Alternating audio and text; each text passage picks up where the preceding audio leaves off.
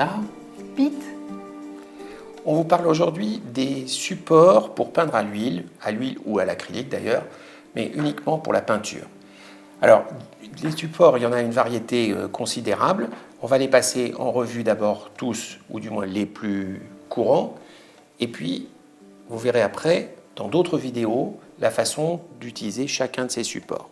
Alors, on commence par les supports rigides. Les supports rigides, oui, comme par exemple ici nous avons un panneau d'Isorel qui était passé avec une première couche de gesso. Alors ça, c'est très mince, je vois. Oui, effectivement, c'est très mince, mais il existe aussi d'autres panneaux avec des épaisseurs différentes. Ce sont les panneaux MDF. Comme ça, par exemple. Comme ça, exactement. Voilà, un petit tableau peint sur un MDF de 4 ou 6 mm. On peut en avoir d'autres avec des épaisseurs plus grandes, par exemple, quand on veut faire des grands panneaux. À partir d'une certaine dimension, effectivement, un panneau trop mince peut jouer et se voiler légèrement. Alors ça, c'est un panneau en latté qui est excessivement épais pour la taille du tableau, mais c'est un morceau. Alors, qu'est-ce qu'on a d'autre? On a d'autres supports rigides. Alors, d'autres supports rigides, oui, c'est le carton toilé. Donc, c'est un morceau de toile qui a été entoilé sur un morceau de carton. Donc, c'est très bien pour faire des études. Alors, c'est un petit peu souple quand même, ça, je crois. Hein, oui, c'est ça, il y a une certaine souplesse. Alors, c'est peut-être pas idéal si on décide de vendre son tableau. C'est quand même mieux de réserver ça à ce que vous gardez pour vous-même. Parce qu'il faut quand même valoriser un petit peu votre travail. Donc, ça, c'est parfait pour l'étude. Et d'ailleurs, il y a même d'autres solutions. Pour les études, vous avez aussi ça. Oui, c'est le papier toilé. Qui se vend en bloc, comme ça. Vous prenez une feuille, vous découpez un morceau. Vous pouvez le fixer avec des scotch ou avec des punaises sur une planche de bois, sur votre chevalet. Et ça, c'est un papier, mais qui a une impression avec un grain de la toile. On fera un petit zoom avec la caméra pour que vous puissiez voir de près comment c'est fait.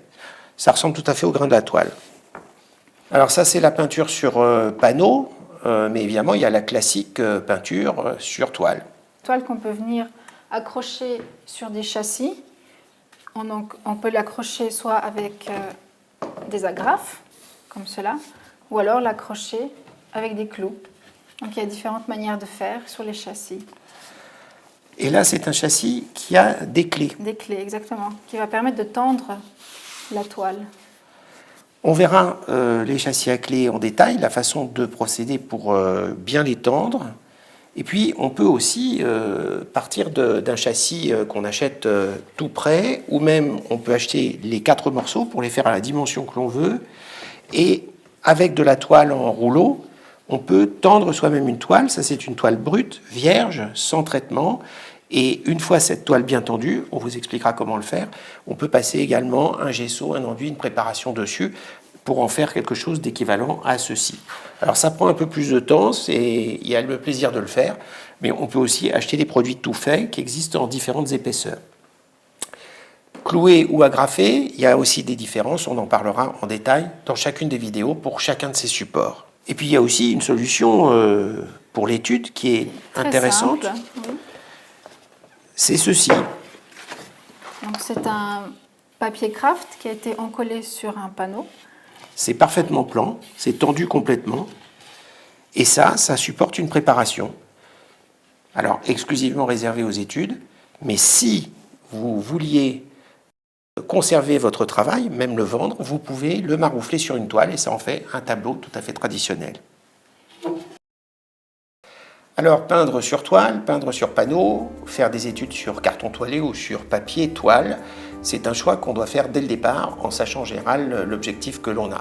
On parlera de chacune de ces possibilités, de la manière de les utiliser dans une vidéo spécifique pour chacun de ces supports. À bientôt. À bientôt.